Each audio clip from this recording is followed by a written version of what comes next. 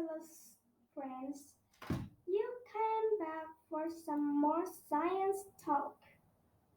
I am so glad you're here. Science is wonderful, and I like to share with you today. Today, we're gonna talk about wetland environments. Have you seen Have you seen a wetland pictures, television, real life? What does it look like?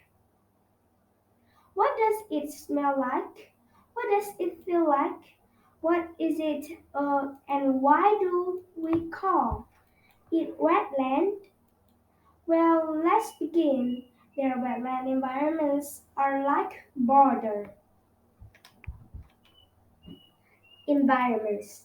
Let's think of wetland environments as kind of that bridge between a very water environment, a river, an ocean, and a land environment. Wetlands are very unique and they are very special because wetlands provide stopping points for migratory animals that spend time of a of a portion of the year in one place and then go to another place further north. The other portion of the year need resting stops. They need gas stations along the way. Places the kind of reef you get some energy, eat and rest. And that's what lions do. And the birds able to stop in wetlands and fuel up and get food and water and continue their journey south or maybe even north. Wetlands also sustained unique animals like beavers who are so dynamic. This so keystone in our environment because the way they use the resource is around them and levers create environments that other animals depend on for their own needs.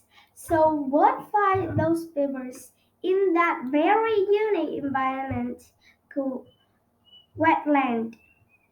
You'll find very unique birds and fish in wetlands. But wetland is but what is a wetland? Well, I said that a wetland is a border area between land and water. Well, we have different names for those areas. Some of them we'll call marshes. Some of them are called bogs, some swamps, some swamps, some fens. What's the difference?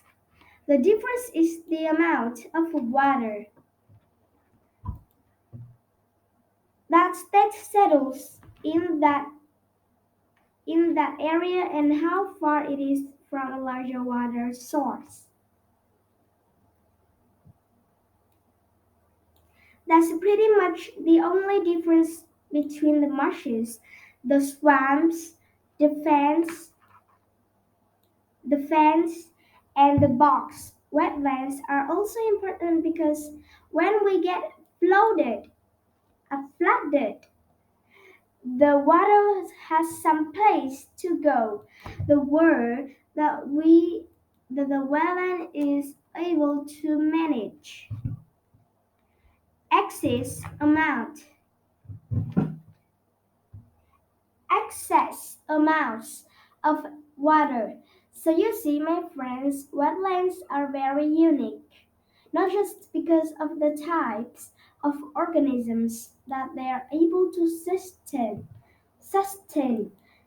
But just the top job that they do for us by sheltering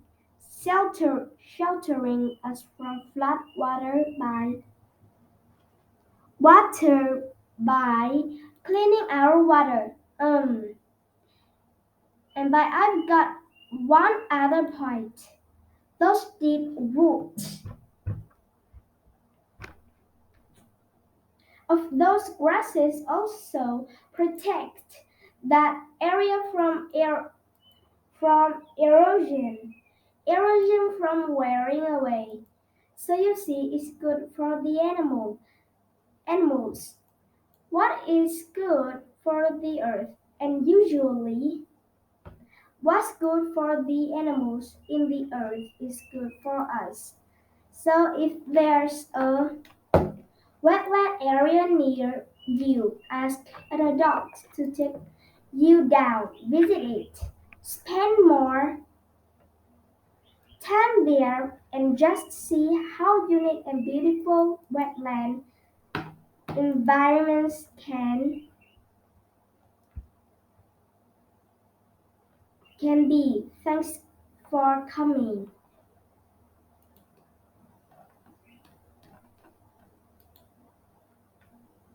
Which animal doesn't live in a wetland habitat? A. What needs a wetland habitat? B. What doesn't live in a wetland habitat? A. What doesn't live in a wetland habitat? C.